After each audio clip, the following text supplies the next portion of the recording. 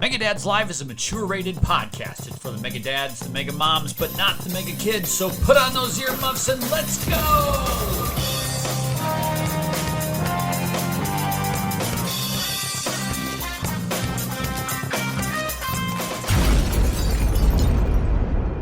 What's up, everybody? Welcome back to another exciting episode of Mega Dads Live. You're here. You're live with us, and I'm so happy. Now, today on the show, we're switching gears a little bit because our illustrious leader, Adam, is on vacation in Japan. He is out.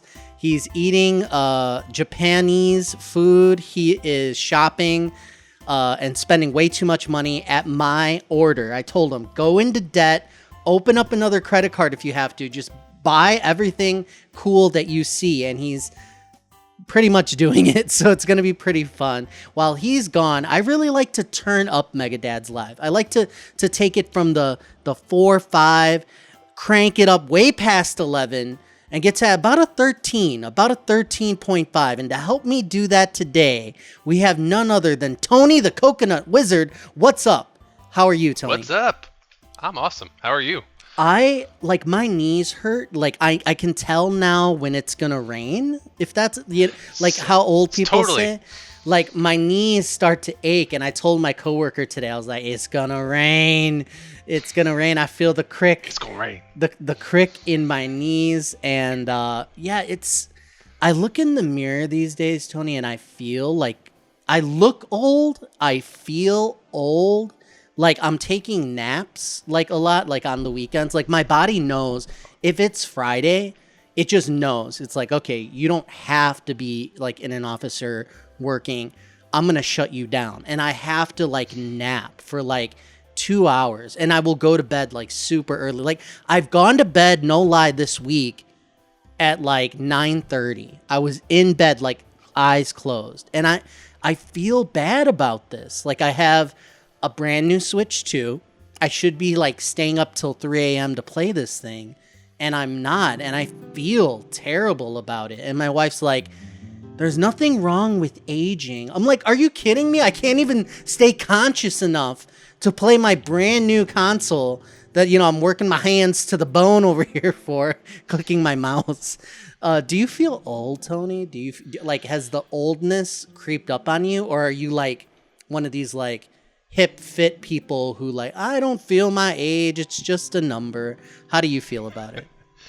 No, Tony is hip, but it's I'm an old fart too. Same as you. When I wake up in the morning, without looking out the window, I know it's about to rain. I can't get up, my knees ache, my back is aching. I'm like, all right, it's raining outside. And lately, my daughter has been insisting that we walk to school. It's about a 10-15 minute walk down the street, and she's like, oh, let's, instead of driving, let's walk. So I'm like, all right. So I gotta stretch. I gotta try to touch my toes and stretch my calves like I'm about to go running. But nope, I'm just taking a leisurely stroll down to the school. So it's pretty sad. I'll have 3 beers and I'll be hungover for 3 days. It's so. It's so bad. It's so wild. But I don't know. I think for the people who really go for it, though, really exercise, they're staying active. They have a leg up on everyone. And I think that we should all try to join in on that. If you participate in the Mega Dads Discord, we do push each other to be healthy. There is a health challenge going on. We have different things about it's pretty much every quarter, but we're really pushing people now for different health related things to eat right and exercise and things like that, to put a little contest to it, gamify it a little bit, and really encourage each other during the week to do more. So I like that that's happening. And if it wasn't for that, I'd truly be lost. I'd be like a pile of goo right now if it wasn't for them. So shout out to the Mega Dads community, everybody out there on Discord, and we really appreciate it. You can find a link to the Discord in the description of the YouTube version of this show. Now, there's a segment that we've introduced lately called Parent of the Month, and This one that I wanted to bring up is a little more complicated because it's not like, as I was like researching, I'm like, oh, I want the latest news in the story, but the details of this were too good to pass up. But it's one that's like 10 years in the making. So have you heard, Tony, of someone named Raquel? Piper Raquel. I have not, but I think I'm about to. Piper Raquel became a social media star at the age of 9. She went viral and made a butt ton of money. Her mom ended up being her manager, and they did apparently, what are those the two brothers? One of them's in UFC now. The white guys who are like Logan Paul and yeah, the other one. the Paul brothers. Like, apparently they had an idea of like, have a bunch of influencers get together, and it was like something like 10 of them. So anyway, she piggybacked off that and got a bunch of like girls, like 10 of them together, and was like managing them and kind of helped them all release videos and on platforms and Insta and all this stuff. So I'm gonna look up how much money they made, but just picture this. Your kid, we make internet videos. We, are on YouTube. We're dabbling though. We're small fish, but there are these people who just rocket to stardom and like make major money. So Piper Raquel and her mom and what she called the squad were a big subject of controversy. I'm going to look up the amount of money that they ended up making. Again, this is not like as well prepared as Adam would have done. Adam! Fucker. Anyway, so the big point though is if you were a parent, right? And your kid got into it, like they start making videos and they're doing things like not dangerous. I guess they're semi-dangerous challenges. Like they would like dare each other to like take a bath in like mayonnaise. They would see like they would do like various like challenges and stuff like that. And behind the scenes, the downfall of it all was the mom got a little weird with the kids, and like there was some questionable things about working hours, like that they would be working 10 hours a day with no breaks and stuff like that. There's like dispute about, the other parents just wanted to like get a bigger piece of the pie, and the mom who was the manager was taking too much. But would you, Tony, let your child become internet famous like Piper? I would say no, because I'm on the internet and it's not always a nice place, and I would. I try to find the nice corners, and I found the nice niche in our Mega Dads Discord, but out there on the internet webs, it's not always a friendly place, and I don't think I would trust I've witnessed my older daughter, who's gone through her social media anxiety, just looking at things. I couldn't imagine if she was actually like on it, interacting with comments and things, and trying to perfect herself on social media herself. I couldn't imagine it. It's been bad enough with that. Now, I do want to tickle your fancy a bit, because I agree with you. You don't want them exposed to the dark side of the internet. There's too much weirdness. There's too much drama. Kids, like, they grow up so fast already, but they've gotten so big. She actually is 17 now, and she started again when she was 9, but wanted to start when she was 6. And she's 17 years old, and she... Actually, on Netflix right now, there's a docuseries called Bad Influence, the dark side of kidfluencing. And it notes in there that the amount of kidfluencing, the creator economy in general is $250 billion. So the people who do strike it rich, who really get famous, there's a lot going on out there. If your kid was out there and let's say you didn't know at first that they were up to no good, they're out on the internet, they just start a channel, and all of a sudden they say, you know what, Dad, I know that you're upset about me making these videos, but I made a net worth of $4 million. As of 2025, Piper Raquel's net worth is an estimated $4 million. Would that change your tune a little bit? I would want to know more. Make sure it's all on the up and up, and all right, make sure they're not doing bad things. Let me give you the details. $4 million. I don't know. Of course, some of that was significantly impacted by the lawsuits against her mom, but at the peak, she was earning between $500,000 and $625,000 per month. Per month. Nuts. So, I think it changes the conversation because that's a lot of money. Are you familiar with Jackass, the show? I am. So Bam, is in a bad way right now. Like, he got into drugs and all that. But back in the day, like, a big part of the shtick on, like, Jackass, and I think he had a spin-off show, was him, like, pranking his parents and, like, torturing them and stuff like that. But I always assumed that the reason they put up with it was that he was financing the whole situation after a while. Like, you're going to pay your parents rent or, give them money and stuff. And, like, they'd have to sign something, I'm sure, to be on camera and be part of the show or whatever. But I assumed that he was torturing his parents for content and that there was this trade-off that, like, they weren't cool with it. They would say so during the show. There was, like, a clip that came out that I watched just, like, this week where the dad's, like, being very real with him. Like, Bam's, like, recording him.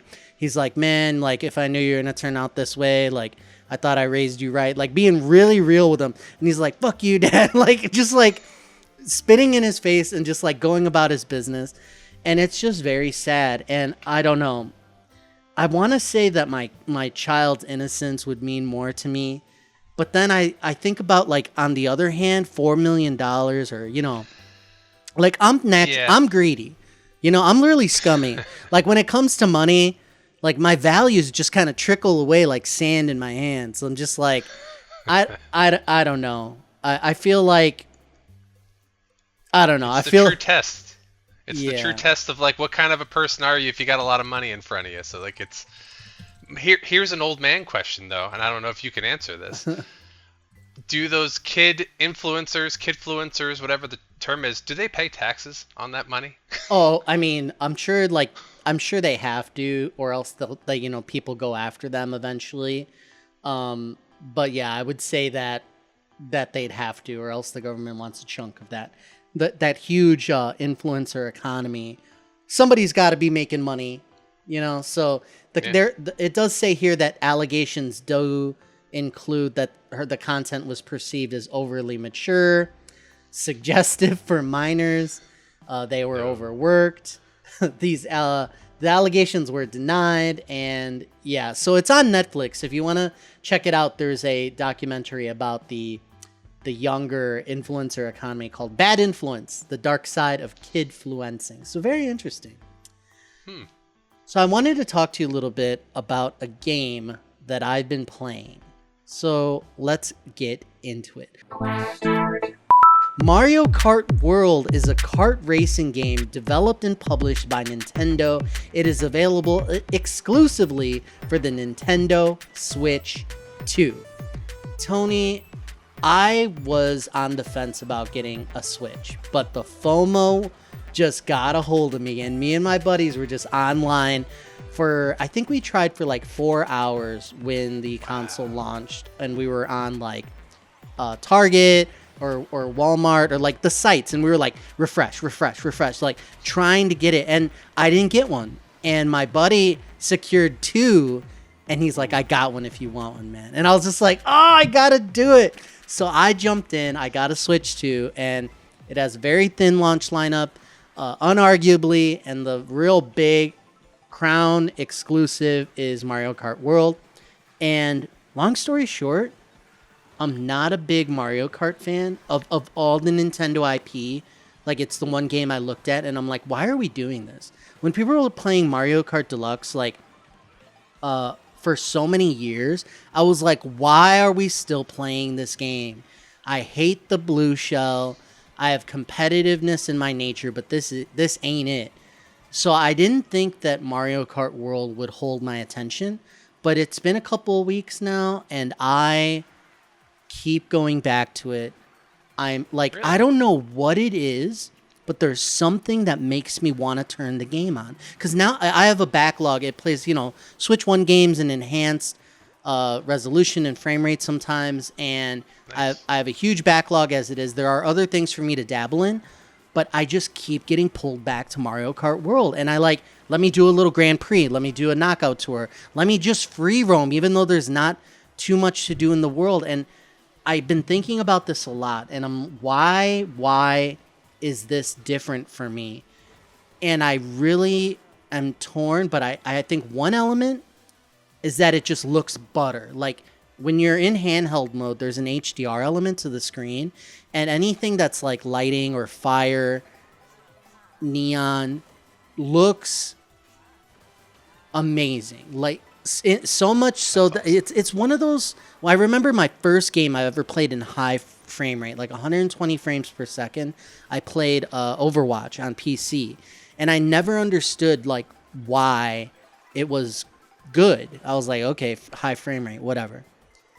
That same feeling that I get that just looking at this thing is like pleasurable, like I want to keep playing because of the visual experience. That's what I'm getting from Mario Kart. And I go on the tracks, and there's just such interesting elements to them, and just the colors, and the gameplay is, solid. I don't know. There's just something about it. But I want to know, what are your questions about the game? First of all, what made you not pull the trigger on Switch 2?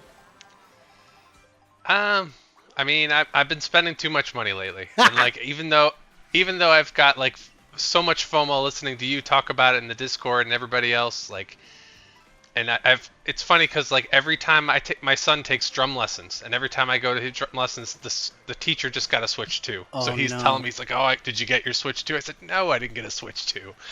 So the FOMO is real, but I didn't pull the trigger because maybe I'll get it when there's like a good trade-in deal or something, because I already have 2 Switches in the house, and there's no reason to have 3. But yeah, I mean, like, aside from that, like, I do have a question about the game. Go ahead. And I was very curious about the open world aspect. Like, is it kind of like, I don't know if you've played Forza on Xbox and things like that. Like, yeah. Is the open world kind of like that, where you just drive around and you have to find a hub or spot to start the races? Like, how does that work? It's interesting because at the very minimum, what you want in the open world, and this happens in Forza, is that it's period just fun to drive around. Like that has to be solid. And what's interesting about Mario Kart World is it gets a passing grade on that, because it's designed to have you drive on straightaways and roads that connect the hub courses. So you have circuits spread out in like a spider web, and then between them there will be these main highways to get there. And part of the Grand Prix is when you select like 4 circuits where you're going to do a race here, then here, then here, then here. You race in the circuit, then you go on the straightaway or on the highway, racing to the next area. Then you loop right into the course and you do 1 lap. And then that straightaway combined with 1 lap is that circuit. So you only go around once in that circuit. So it's like straightaway, highway, plus let's just say like Moo Moo Meadows. And then you go around Moo Moo Meadows once and it's done. And then you go on to the next one. Then it stops and it says, okay, everybody get ready.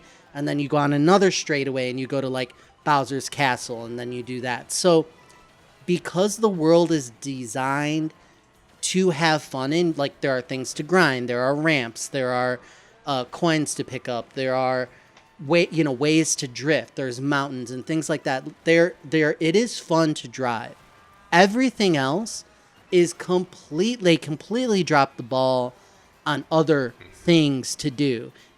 One of my favorite things in Forza to do is like the speed traps, where it's like, here's point A, here's point B, go as fast as you can, and then if you hit top speed, you get like between 1 and 5 stars or whatever, how they did it in Forza.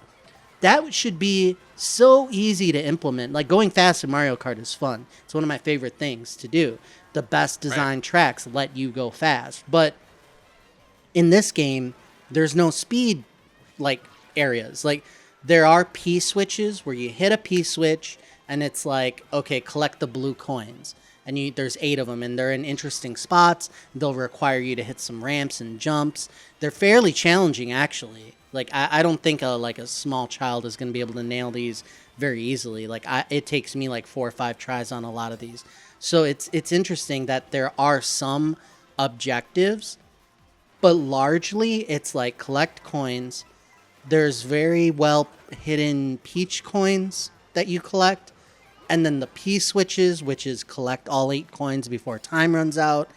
And then I can't even think of like anything else. There's also like some one-off like things I won't spoil, where if you go to a certain place and do a certain thing happens, and it's like very unique, but it's very sparse.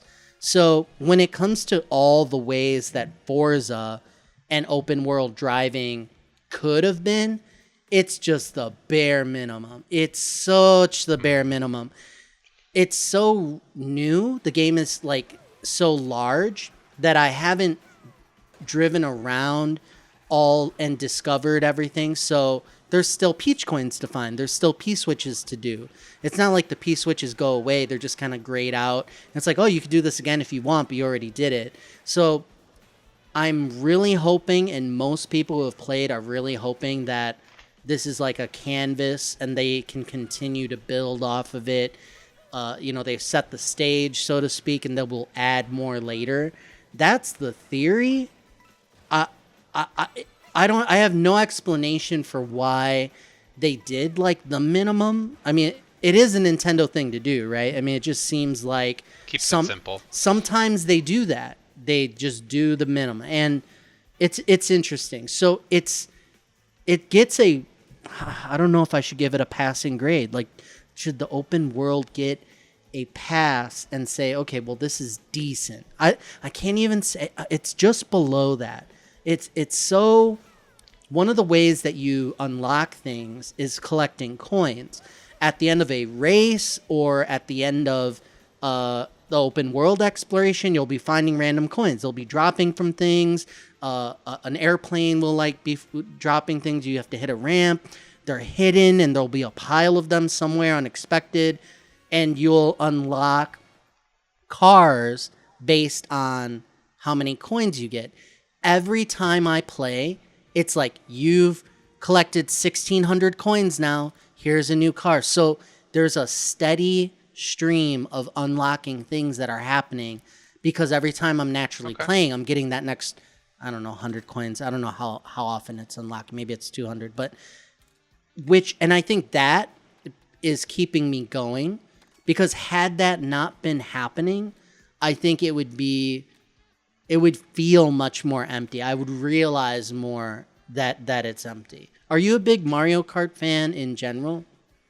I'm not a huge fan, but I've played the past iterations. Like, it's been a game that like my wife is not a huge gamer, but she'll play Mario Kart. Yeah. And we played with the family when the kids were little, and now that my other kids are little, we try to play.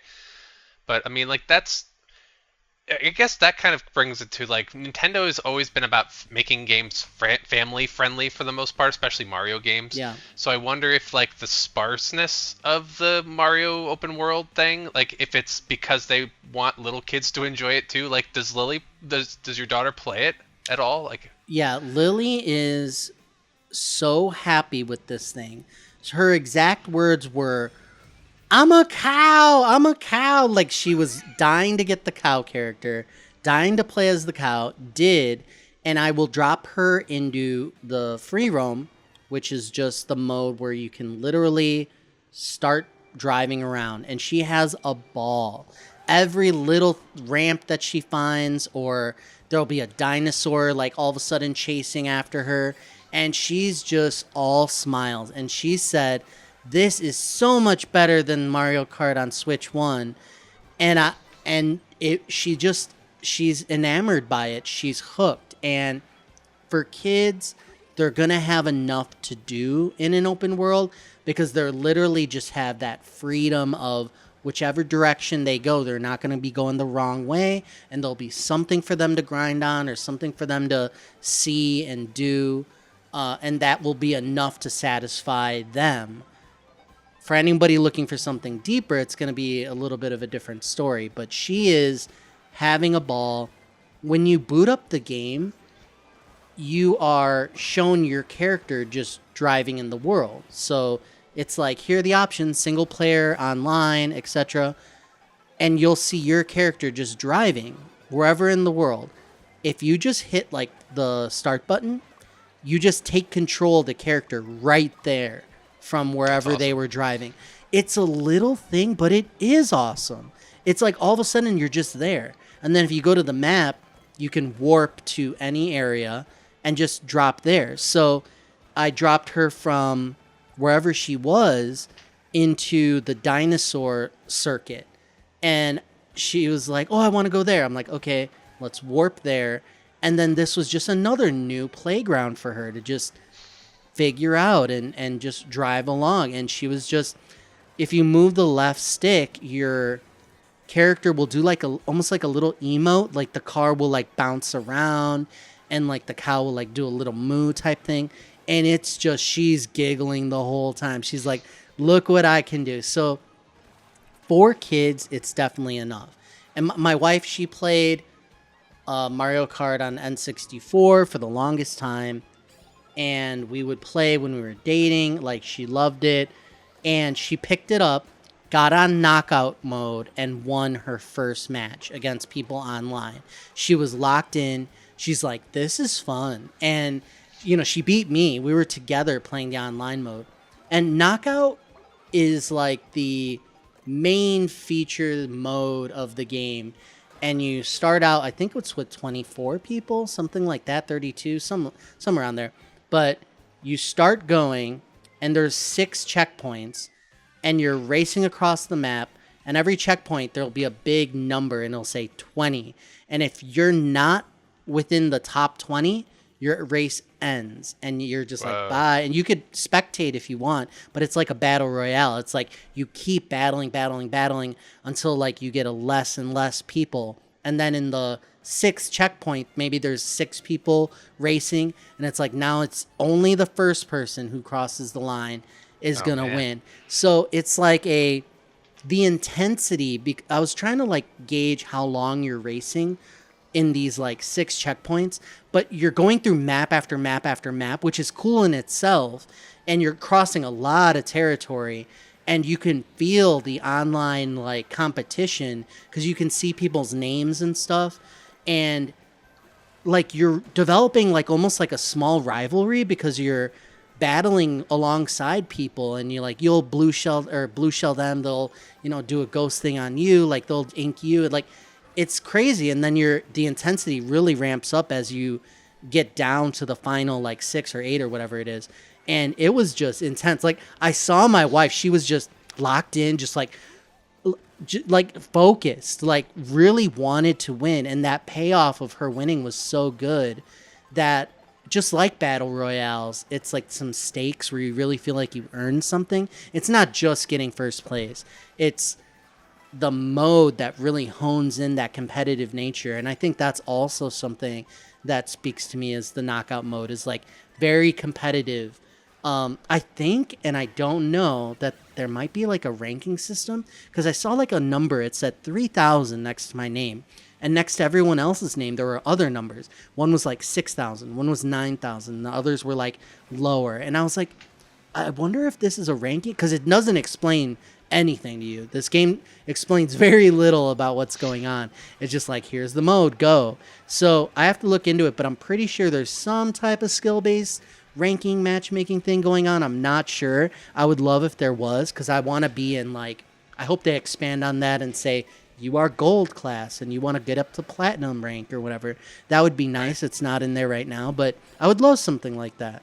So it's great. I mean, some of the tracks are really stand out. Like I said, Mario Kart is at its best when it allows you to pull off moves and techniques where it's like, I am going fast. Like I'm boosting into a boost, into a boost, into a boost. Like there are tracks like that in this game, and you just feel so cool when you're nailing like good times. Like I've never really been into time trials before, but I find myself going into the time trial mode on some of my favorite circuits because I'm like, this is just fun, and I want to see if I could go faster and beat my ghost. So it's a really good game.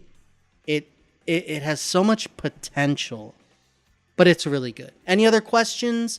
Wrapping up the discussion on Mario Kart World. Yeah, I mean, one thing that comes up is like how you talked about how like in the opening when it opens up, it's like seamlessly kind of drops you into the game as your character's driving. Like how seamless is it from like going to the open world, like free roam, into like the race? Is it like just you drive up into the beginning of the race and it just stops you and starts, or does it kind of have to load for a minute? So let's say that I'm in like Moo Moo Meadows and I'm free roaming it. You would think, and this happens in Forza, where they say drive to the location and then start the race. There is no option where something pops up and says, okay, you've arrived, you can now start a time trial here, or, you know, something like that. You have to back out and go into, I wouldn't say, back out's kind of a wrong word. It's very quick, but it goes to the menu, and then you have to say, I want to do a single player Grand Prix that involves this circuit, or I want to do a time trial on that circuit, but there's no way to seamlessly go from free roam to your match. But if you're already playing in an online lobby, I could be on with a friend and we're both free roaming, and we're both I think they naturally start you out in the same area, but you could totally diverge. You could be on one side of the map, they could be somewhere else, and you could just be riding around. And there's an intermission system, and it says, okay, the leader, let's say it's me, is going to start the next activity. Let's go into a Grand Prix or whatever. We're going to do that.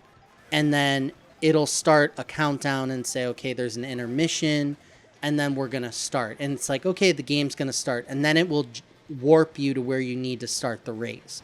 And then you'll start. So there's these weird moments where it's like there's some seamlessness, but not as much as it could. So it is kind of odd. I was expecting that. I was expecting like Forza. It's like drive here if you want to do that thing that's there. But a lot of it is menu based and system warping. You know, but the load times are extremely fast. I mean, I never sit there like thinking I'm at a loading screen waiting for like very long for anything. It's very snappy, which I think is important. And yeah, I'm there is some loading, but not atrocious at all. So it's really nice. They could have gone an extra step in a lot of these areas, but I wouldn't call any of that like super bothersome. Okay. I'm thinking, like, in my head, it would be hilarious if, like, you know how Mario Kart has, like, the ramps and it's like in the last game you float down on those, like, paragliders and things. Yeah. How funny would it be if you were, like, free roam, like, seamlessly entering the race, and then you paraglide off the track, and then you're like, okay, race is over for you, and then everybody else just keeps going. Yeah. Like, that would be hilarious and frustrating if you accidentally do that, but it would be hilarious. See, now that would be another good opportunity, too, because if you're in knockout mode and you get knocked out, it stops your car. Like your car keeps going. You know how like your hands are up. You're like, oh no, I lost, and your car keeps moving. You can't control it anymore, but the car is still like present in the world. They did this in Deluxe too, and in previous Mario Karts. Like the cart is like on autopilot almost, and it's like, okay, what do you want to do? So I would just like back out. I'm like, I lost. I've chosen not to spectate the end of the race to see who actually wins the knockout mode. I'm just going to back out. But I think it also said to me, if you do keep watching and you go to the end, you'll stay in the lobby and then you'll be with the same people again. I think that's how it worked. I didn't stay, but again, this idea of what could have been with the seamlessness, it's just there's so much they could have done and I guess kind of chose not to for one reason or another. It's kind of odd. A lot of odd choices. Like I mentioned, a lot of people don't like that if you do a Grand Prix, it's like, okay, 4 races, 4 circuits, but circuit 1 is 3 laps. Then you drive to the next location and do 1 lap. That's like part 2. And then you drive to the next location and do 1 lap there. And then you drive to the next location and do 1 lap there. People are like, I want to enjoy the circuit that I'm, let me do 3 laps at each one. But I think they did it for time and wanted to keep it like the Grand Prix more snappy. And they said, drive there and do 1 lap. And that's the next leg of the race. So it's very odd. Nobody was really expecting that I saw. I saw a lot of people online kind of like questioning / complaining about that. So it's very, very weird. Yeah. So that's Mario Kart World. It's decent. Better than I expected. And I'm very much looking forward to the expanded library. When I look at it, I think that I really gave Nintendo the benefit of the doubt that more better additional games are coming in the future. And that's really what sells me on, is like the promise of Nintendo, what we think is coming. And hopefully it's a bright future for this system. We'll see. It's selling like hotcakes. It's like amazing how much it's selling. It's like breaking records. Now we want to talk about another game that you've been playing. Xenoblade Chronicles X Definitive Edition is an action role-playing game developed by Monolith Soft and published by Nintendo. It's a remaster of the original game released in 2015 on the Wii U, and it's available on Nintendo Switch 1, and we assume 2, because there's some weird thing going on there where like Nintendo Switch 2 can play Nintendo Switch 1 games. Sometimes there's like upgrades and stuff, and it runs better just without patches. It's weird. Anyway, that is the game we're going to talk about. Tony, talk to me about Xenoblade Chronicles X Definitive Edition. Yeah, try to say that 3 times fast. Yeah. So, but I've been playing Xenoblade Chronicles X Definitive Edition, and I'm a big RPG guy. So like I've recently been trying to get back into Xenoblade Chronicles, the first one that they remade for like the 6th time on the Switch. And so I've been like, okay. And then when I got the chance to play X, I was like, let's do it. I've never played this one, and I've never played 2 or 3 either, because there's 3 of them on the Switch at this point. And so like this one is very, very much like the first one, and it makes sense because it came out, I think, pretty soon after the first one did, way back in the day. The first one actually came out on the Wii, so this one came out on the Wii U. And in this game, it's a different story, so you don't need to be familiar with anything from the first game. It's basically about how humanity escapes Earth as Earth is destroyed. There's a battle of aliens on top of Earth at some time in the future, and most of humanity escapes on these giant arc ships that fly off the planet as the planet's being destroyed. Most of them get shot down, but a few of them make it away. So humanity is kind of endangered at that point. And then this one ship called the White Whale gets shot down on this other planet called Mira, and then most of the ship makes it to the ground. Some of it gets kind of scattered across, like some of the pods with people get scattered across the planet, and pieces of it get scattered. And then basically the game starts months later, after the remnants of that ship. They start up a new society on this planet. Like they're like, okay, well, we're stuck here. Let's just make this work as our new planet. And so they create a place with the remnants of the ship called New Los Angeles, and then they basically are out searching for pieces of the ship and other people, and that's where you come in. So you play a completely crafted character, so it's not like a person that's voiced or has a real name. I think there is like a default name for it if you read any of the message boards or something out there. But you create your character in a character creator, and they don't talk except for like with some of the reactions, even though you got a voice. And then somebody finds you in a pod out in the wild, and then they bring you back to New Los Angeles, and then it's basically just the story is kind of lackluster in my opinion, because once you get there, it's like, okay, here's the city, here's all the factions you can join, we're just trying to survive, and we're trying to we're trying to explore the planet, and then just find the bad animals out there, the bad creatures, and we have to fight them, and there are good creatures. So like the one really good thing about the game that I really do like is it is a very open world, and it's beautiful. Like you go outside and there's like a giant moon in the sky, and it's very like Nintendo does. Very the colors pop. Like everything, even on the Switch One, everything is beautiful. It's seamless. Like there are some loading times, but like you said with the other game, like you don't really know that things are loading for the most part, except for if you die and then you have to respawn yourself back in the first spot. But there are like creatures roaming the land, and some of them are just animals, and they're not going to bother you unless you bother them. There's giant ones, there's small ones. There's like giant brontosaurus drinking water. It's really really cool. Like just you feel like you're in a real like live world that you guys are just exploring. And then there are predators out there that if they see you, they're going to attack you. And then so like depending on what you do, sometimes if you join a faction that is like, okay, go out and take out the giant alpha bad guys, you go out there and you fight the bad guys. But ultimately there's a story that you have to follow also. Like we're like, okay, let's go find the next piece of the ship. Oh, there's some bad aliens. They must be the same aliens that destroyed Earth.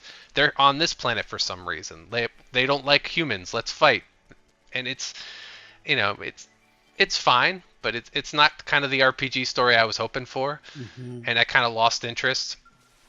The thing that really kind of made me kind of take more steps back is like I don't like the battle mechanic. Oh no. Yeah, I mean, have you played Xenoblade Chronicles at all? So I played Xenoblade Chronicles 3 on Switch 1, and I enjoyed it quite a bit. I got fairly deep into it. It was a game that suffered from performance issues. Like it's doing a lot. The draw distance is very far. So, but it's not capable of doing what it's trying to do. So it's very jaggy. I went back on the Switch to see if there was any improvement, and there could be, but it wasn't like other games where it's like, oh, this is officially patched and it looks way better. So it's a very good game. When I went back to it, I said to myself, man, this music's really good. This combat's really decent. The story's like so, but I could totally see myself finishing this game where I left it about like 1/3 of the way complete. So I've only played Xenoblade Chronicles 3. And something that I've heard about this game, all Xenoblade games are kind of like batshit with the story. It's very outlandish. Like in 3, there are like major factions, and like you are making a team that were initially comprised of two halves, and 3 of you were on one side, 3 of you were on the other, and you were opposed enemies, and you were about to kill each other, and then for one reason or another you end up grouping up, and then you start to take on like the mega evil entity army, and there are these huge machines and flame clocks, and you have amazing powers, and you take control of mechs, all sorts of like off the wall stuff. So that's Xenoblade 3. And when I saw Xenoblade Chronicles X, I was told that it was a much cooler setup. And what you're saying, like I'm a big Battlestar Galactica fan. So like as you were giving me the setup, I'm like, let's go. I'm like, Battlestar Galactica, the game. But right. It's very sad to hear that they take such a cool setup and then don't like continue that. It seems like all the good ideas went in setting it up, and then it didn't really, continue. But the combat in 3 is you have a team of like 6, which actually grows later, but you have people attacking and holding aggro on an enemy, and then you have healers and support, and you have different job systems, and you are constantly switching between characters to try to break the enemy, and then when you break them and get devastating, more big attacks, if you combine them correctly, you do more damage, and there's all these crazy damage numbers and percentages. So that's 3. Right. But yeah, like tell me about 2 and like how it falls short exactly. So like that sounds a lot like the battle mechanics in X. So like it's very similar to 1. Like 1 was the same way. There's like a bar, like when you engage an enemy, like they see you, the battle starts, and it's all real time. Yeah. So it's like you get in there, and then your character just attacks. Yeah, And auto if you attack, just don't do anything else, they auto attack. And then there's a bar across the top bottom where they have skills that your class learns as you go along, and like, you know, some skills work better if you're behind the enemy. So you go Yes. behind the enemy, and then you can press it and it hits harder. And like you said, there's also like topple damage where you topple them down and then you can break them further, and it gets, like you said, crazy percentages. I I don't know. Like, for sometimes I feel like the franticness in it and I like it, but for the most part it doesn't draw me in. So like I find myself just kind of circling around an enemy trying to get to the back so I can back attack. I didn't quite get the whole switching between characters thing. I think you can. Yeah. But I mean, I just found like I was running around while my characters, other characters were doing things, and I mean, you have a party of people, and it's, I don't know, like I felt like it was too much to Yeah. do. Like, I mean, I'm used to, like, even like in real time RPGs, like I having like a menu system where I can look through them and make a decision. That, I guess that's not real time if you pause the gameplay, but I just found I don't really enjoy that mechanic of Yeah. having the thing at the bottom of the autoplay. I mean, it feels like almost like an online MMO where you have like Final Fantasy 14 where you also auto attack and you pick the skills and stuff, but it doesn't feel the same. Yeah. It doesn't feel as fluid as Final Fantasy does. Yeah, I could see how it could appeal to a lot of people. There are certain games out there, action games, where it's a lot about the spectacle. And they definitely had that in Xenoblade Chronicles 3. And I'm seeing here, Xenoblade Chronicles X Definitive Edition. Same thing. It's like, after a while, it's just like, let's unleash the ultimate attack and then the ultimate attack. And it just gets more and more flashy. So it's like an odd combination of, yeah, it's real time, but you also are just kind of positioning and then kind of making decisions about when to unleash the skills. So it's a weird like dichotomy there. And then it's very hands off when things get very flashy. It's like you've unleashed the super move, but you're not really doing it. It's happening. Like it's a very flashy, almost like a quick time event without the input. So very interesting the way that Xenoblade in general like handles things. And I can see myself liking elements of it, but I feel like it's missing something, or it just doesn't always come together, or maybe it's how long these games are, because Xenoblade games are long, like very long. So it's just interesting. So how is the, like, we talked about the graphics, so that's good. Talked about the actual gameplay. I really like the music in Xenoblade Chronicles 3. How's the music? It really doesn't stand out to me. Like, honestly, like, there's music and it fits the mood. If, like, when you're in battle, it's frantic. When you're outside of battle, it's calm. It's whatever, like, serene when you're running through the land. But it's not something that I would buy. Back in the day, I wouldn't go out and buy the soundtrack for it because I'm like, ooh, I love this soundtrack. It makes me feel great. Like, unfortunately, it's not a draw for me. Yeah. The anime JRPG-ish story in Xenoblade Chronicles 3 was kind of like, okay, this is kind of over the top. It's like that very slow plotting, but the characters the design and the personality of them kind of hooked me. But for this, you have a custom character, so you're not speaking, which is a pet peeve of mine. And would you say the characters then kind of go hand in hand with the lackluster story, where it's kind of like throwaway? I think that kind of adds to it a little bit because your character is kind of flat and expressionless. Like, they smile, they do whatever, but like you said, it's a kind of a pet peeve when they're not part of the conversation. Even though, like, when you talk, they occasionally will stop the conversation. You get to choose two different choices of like, hey, what do you want to say to them? This, which is kind, or this, that's like impulsive. And like, it really doesn't make a difference as far as like what happens in the story. It just improves relationships that you have with your party members. Like, you might have a party member that's very like impulsive themselves, so if you say the impulsive one, it raises your relationship level a little bit with them. And I guess, like, if you build up your relationship enough, it like helps you with synergies and having battle, being able to be better in battle together or something. So like, but the characters, the other characters at least the ones that I've seen, like there's some funny ones. Like I like that they bring humor into it, where like there's a big hulking guy that's just like ridiculous because he has his big pointy mustache, or there's like a little creature that looks like they keep calling him a potato because he looks like a little potato, but like, and it's got the anime tropes and things like that. But the main human characters, the ones that I've been around so far, and I haven't made it all the way through the game, admittedly, but I've got about, I don't know, a little bit before halfway through the game from what I understand, and like the main characters are very like not that memorable either in this game. Like there are some that are like, okay, like I hope this person kind of builds a little bit, but there's like one main character in your party that tends to talk more, and there's another one that's like the energetic one. But I mean, I don't see, like, compared to other RPGs where you tend to like at least a few of the characters, I haven't found one that I really enjoy, which kind of brings me also down a little bit in this game. Yeah. Xenoblade games, an acquired taste.